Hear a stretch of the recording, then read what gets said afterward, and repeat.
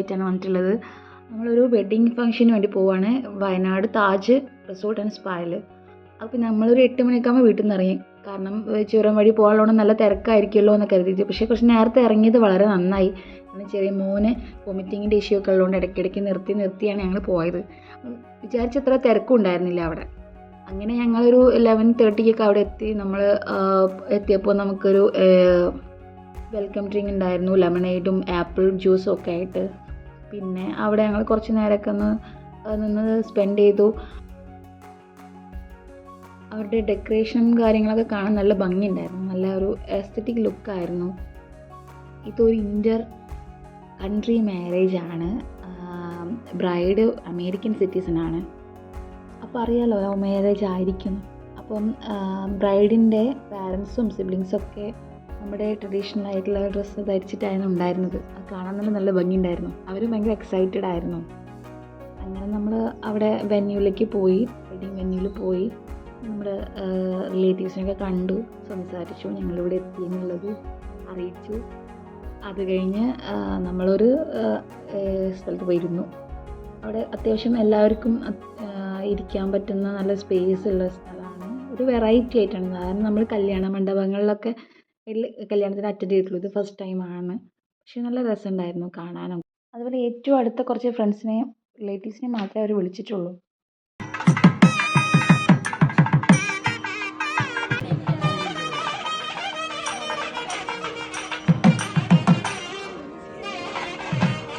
Wedding ഹാളിൻ്റെ വാളിനൊക്കെ നല്ല temple ലുക്കാണ് കൊടുത്തിട്ടുള്ളത്. നല്ല ആസ്തറ്റിക് ലുക്കും റിച്ച് ആംബിയൻസും ഉള്ള ഒരു എന്താ പറയുക നല്ലൊരു അടിപൊളി വെഡ്ഡിങ് ഇവൻ്റായി. അവർക്ക് അതേപോലെ തന്നെ ഫുൾ ഇവൻറ്റ് സപ്പോർട്ടും പ്രൊവൈഡ് ചെയ്യുന്നുണ്ട് റിസോർട്ട്. അങ്ങനെ ഫസ്റ്റ് വന്നു. അത് കഴിഞ്ഞ് ബ്രൈഡിനെയായിട്ട് മണ്ഡപത്തിലേക്ക് കൊണ്ടുവന്നു. നമ്മുടെ ട്രഡീഷണൽ ആ ഒരു ചടങ്ങോട് കൂടി തന്നെയാണ് ഇതൊക്കെ ചെയ്തിട്ടുള്ളത്.